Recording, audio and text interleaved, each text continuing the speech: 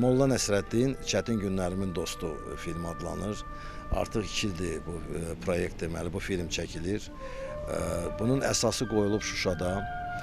Şuşada konferans, üzv ölkələrin konferansı baş tutdu və orada qərara gəldilər ki, mənim bu deməli ideyamı, mənim bu deməli filmimi həyata keçirmək haqqında qərar oldu. Qarabağlar Türbəsinin çəkiliş məkanı kimi seçilməsi təsadüfi deyil. Abidənin qədimliyi, özünə məxsus memarlığı və yaratdığı mənəvi mühit filmin əsas qəhrəmanı Molla Nəsrəddinin müdrikliyi və xalq yaddaşı ilə səsləşir. Molla Nəsrəddin filmi əsrlərdir xalq arasında yaşayan, düşündürən və güldürən satirik obrazın həyatına və ibrətamiz hekayələrinə fərqli ekran yozumu gətirir. Filmdə məqsəd Molla Nəsrəddini yalnız yumorun qəhrəmanı kimi deyil, həm də xalq müdrikliyini, həyat təcrübəsini və mənəvi dəyərləri özündə yaşadan bir obraz kimi təqdim etməkdir. Qarabağlar Türbəsinin unikal memarlıq quruluşu isə ekran görüntülərinə xüsusi estetik çalar qatır.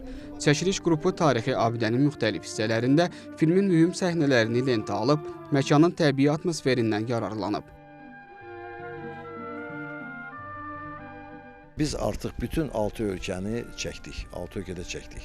Azərbaycan, Qırğızistan, Türkmənistan, Özbəkistan, Qazaxstan və sonda da mən istədim, bu mənim istəyim idi ki, bax burada Qarabağlar kəndində, bax bu gözəl, deməli bu arxitektura şedevri buna deyə incisi olan deməli bu türbəni biz filmə salaq. Baş rolun ifaçısı Qazaxstan aktyoru, deməli yaşlı Nəsrəddini oynayır Qazaxstan aktyoru Ata Sagizbay Karabalin.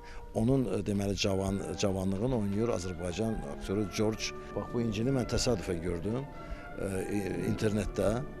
Və dərhal dedim ki, biz bunu da çəkməliyik. Naxçıvanın zəngin tarixi və mədəni irsi filmin ideya xətti ilə də səsləşir. Belə məkanların ekran əsərində canlandırılması yalnız filmin bədii ifadə imkanlarını genişləndirmir, həm də tarixi irsimizin tanıdılmasına, qədim abidəmizin yeni auditoriyalara çatdırılmasına xidmət edir. Beləliklə, xalqımızın əsrlərdir sevə-sevə danışdığı Molla Nəsrəddin yenidən kino ekranına qayıdır. Bu dəfə onun müdrikliyi Naxçıvanın qədim daşları, Qarabağlar Türbəsinin əsrlərə söykənən səssizliyi fonunda özünə məxsus bir ekran hekayəsinə çevrilir. Əli Məmmədov, Azər Həsənov, NTV Xəbər.